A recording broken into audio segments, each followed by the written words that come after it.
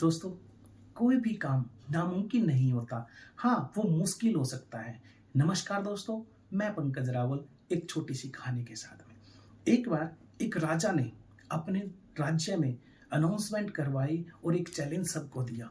कहा कि कोई भी व्यक्ति अगर एक बड़ी सी भैंस को लेकर दरबार के चक्कर लगाएगा तो मैं उसको 10,000 मोहरे देने वाला हूँ। ये बात सुनकर दरबार में कुछ लोग बैठे थे, वो हंसने लगे। लेकिन जब भी कोई चैलेंज आता है, कोई चुनौती आती है, तो कुछ व्यक्ति जरूर ऐसे होते हैं जो उनका सामना करते हैं। तो ऐसे ही 8 से 10 लोग आए। उन्होंने कहा कि राजा महाराज, हम ये काम कर सकते हैं। तो उन्होंने कोशिश की। कोई बुरी तरीके से गिरा, किसी की कमर में दर्द हुआ तो किसी के पैरों में दर्द हुआ, लेकिन ये काम किसी से नहीं हो पाया। तो जो दरबार में पहले हंस रहे थे, उन्होंने कहा कि हमने तो पहले ही कहा था कि ये काम नहीं हो सकता। तो इसी बीच में एक व्यक्ति आता है और वो कहता कि महाराज, मैं आपका चैलेंज स्वीकार करता हूँ और मैं ठीक 2 साल के बाद में एक भैंस को लेकर दरबार का चक्कर लगाऊंगा। तो लोग हंसने लगे, लेकिन वो चला गया वहां से।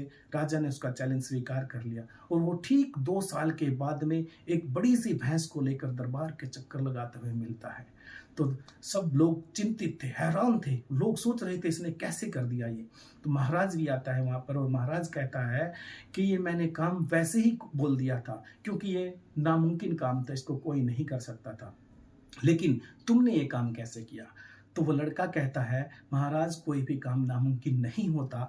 बस आप उसको, जो आपको बड़ा काम लगता है, आप उसको इतना छोटा बना दो कि आपको बिल्कुल आसान लगने लगे। जब मैं आपका चैलेंज स्वीकार करके गया था तो उस समय पर हमारे घर में 1 महीने की एक बच्चिया थी।